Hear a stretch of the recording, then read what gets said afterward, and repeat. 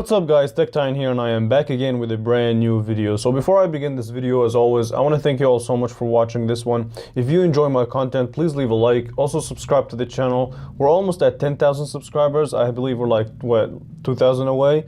So yeah, I appreciate all the support. Keep your support coming. And yeah, I really do appreciate it. Okay, so let's get started with today's video. So today we're going to be reviewing the LG K30, and this is basically the successor to the LG K20 Plus. So yeah, let's see what this phone is about. So let's start with the design.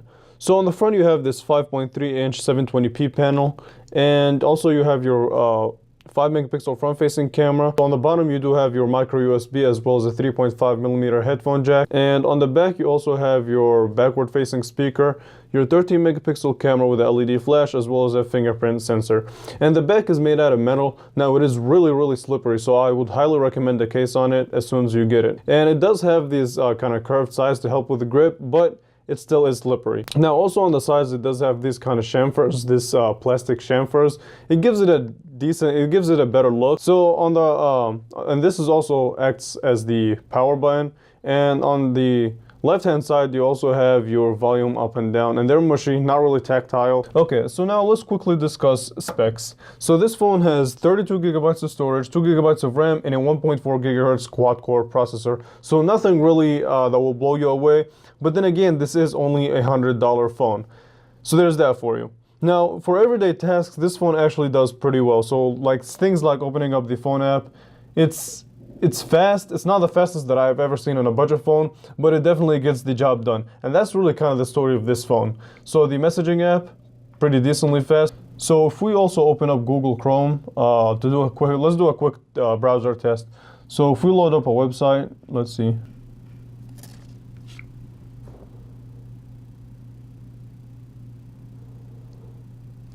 Okay, so again, decently fast. Like I said, the story behind this phone is that it really gets the job done for most basic tasks. So you can scroll up and down, it's decently smooth. There is slight lag, but it's pretty good. And also, one thing that I want to say about the display is that I wish it was just a little bit brighter. Also, the colors do look a little bit washed out. So display can use some work, but a pretty usable display for a $100 phone. Now, the other thing that I want to discuss is the camera quality. And the camera on here is actually average. It's mediocre. It's nothing that will blow you away again, but it definitely gets the job done. And like I said, this is really the story behind this phone. So if we open up the camera app, you get the simplistic camera view, which I like. You have your shutter button, your record button, as well as your settings option. So here's what you get. So you get the photo size, the video resolution, which maxes out at 1080p, and you also have an option for HDR, a timer, and like things that you could say to take a picture without actually hitting the shutter button, and location, grid, and simple view. So this is already simple. I don't know why they included that, but hey, it's there. Also, you have option to change kind of filters. They're okay, but you just gotta have a good camera to take advantage of it. And let's talk about picture quality real quick. So the pictures that come out of this phone are actually pretty decent again. Okay, so this is basically a picture just to showcase the color quality, and the colors are a little bit dull and washed out, but again, they're pretty decent if you want to post them somewhere. So there's that for you. And I mean, it's not really the best day to take pictures outside, but I just had to deal with it, I guess. And I couldn't really do a proper test of the dynamic range, but the dynamic range doesn't seem to be that good, because as you guys can see, like the trees are kind of there's not really a lot of shadows and a lot of color in the trees, but that's to be expected with a $100 phone. And this is really a test of the bokeh effect, and it doesn't really have any secondary camera for that portrait effect, but it's pretty decent. And like I said, the story behind this camera is that it gets the job done. Now the front-facing camera uses beauty mode, and I will turn that off immediately if you want to actually try and use it to take decent selfies, or usable selfies, I would say. So yeah, that's really it for the camera quality. So we talked about camera, we talked about design, and we talked about the specs. Now for gaming, real quick, I want to touch on that. You can game on it. It's gonna lag, all right? Because really, 2 gigabytes of RAM and only a quad core processor in the world where we have 6 cores, 8 cores, even budget phones nowadays have this type of that type of power. So like something like PUBG is gonna lag, so I would definitely play. If you want to play it, then I would go ahead and go low settings. Then it will be actually decently playable. Also,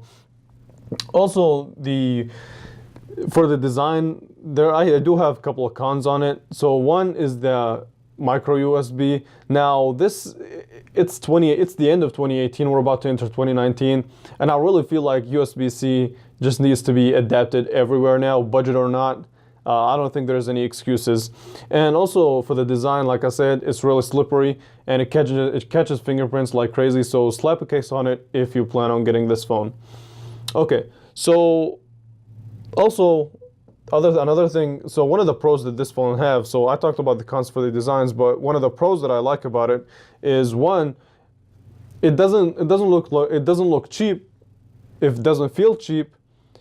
And it also has the legendary 3.5mm headphone jack. And you kind of need it because the speaker is not going to do wonders. And speaking of the speakers, let's go ahead and do a quick speaker test.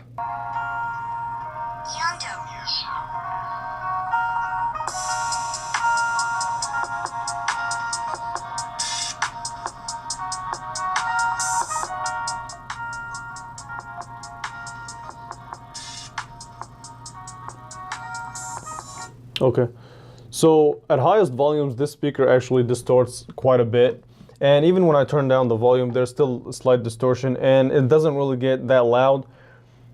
But then again, if you plan on using it just for simple things like phone calls, then it will definitely get the job done, because you also have the 3.5mm headphone jack, which I presume a lot of people are still using. Or if you have a Bluetooth headset, then there you go. That will solve the speaker problem. But yeah, so really, let me give you the TLDR of this phone and who's it really for. So this is another budget option that comes from LG. Me personally, I am a little bit disappointed because I kind of like the LG K20 Plus from last year. I thought it was different in terms of design. It had this kind of copper sides, and yeah, it was made out of plastic, but it had a better grip and it just looked better in my opinion, and I think it still looks better. And the display, I think the display kind of received a downgrade. The display on the K20 Plus does look slightly better, and I have a comparison in the works, so stay tuned for that.